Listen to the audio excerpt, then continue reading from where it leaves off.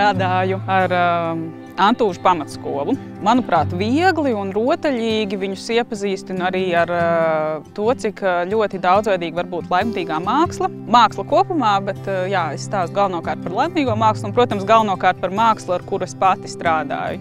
Domājot par savu performanci Kaukons, kas notika pirms 10 gadiem, es sāku domāt par kāpuru. Manuprāt, kāpuri ir nepamatoti nonicināti. Un šajā gadījumā, protams, mēs radām mūsu kāpuru, kas nav nekāds konkrēts kāpurs dabā. Mēs radām šo simbolu, kuru mēs paši piesātinām ar to, ko mums viņš nozīmē. Sākumā mēs kopā viņu izveidojām laknē no liela papīra. Jaunieši piepildīja lielākoties gandrīz visu kāpuru, visu lielo kāpuru ķermeni ar zīmējumiem un arī nedaudz tekstu par to, jā, ko viņi sevī novērtē vai arī savos draugos vai citos cilvēkos kā labu. Un es gribēju, ka viņi domā arī par pasauli kopumā. Un tad šajā kāpuru galvā bija nākotnes plāni un ieceres un cerības, bet jā, proporcionāli lielākā daļa šim kāpuram ir atvēlēta domājot par šo brīdi. Visu laiku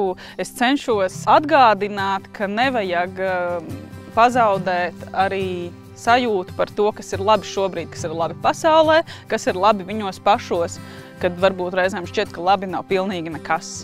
Taisījām kāpurus no papīra, uzzīmējam marķieri, tad krāsojam dzeltenus, tad izkusa tad saviets kociņu un skoču ik. Tad sanāk kāpurs. Es iemācījos jaunu, kā var veidot mākslu. Ļoti patīk strādāt ar mākslu un ļoti patīk pie māksliniecēm būt. Man patika tas mūzikas instruments perkona dārts, patika taisīt kāpuru, piedalīties kāpuru taisīšanā. Patika kāpuru kustināšana. Mēs kopā ar Andu braucām uz muzeju, uz Rīgu, un es tur visādas jaunas gleznas redzēju. Arī es visās nodarbībās aktīvi iesaistījos, darbojos ar bērniem. Man kā skolotājai, kura šos bērnus tomēr pazīst labāk nekā projekta vadītāju un mākslinieci, bija interese novērot, kā viņi strādā, kā viņi kurš individuāli izpaužas, kā viņi iesaistās komandu darbā. Tas, ka varēja ar tām garajām otām, ar dzelteno krāsu, krāsot kāpuru, tas bija tik aizrautīgi viņiem, tas tik ļoti patika. Tā kā, jā, viņi tādi, kurus vajag iesaistīt darbībā. Bērniem visiem patīk mākslinieckā procesā iesaistīties, tas tā ir bijis.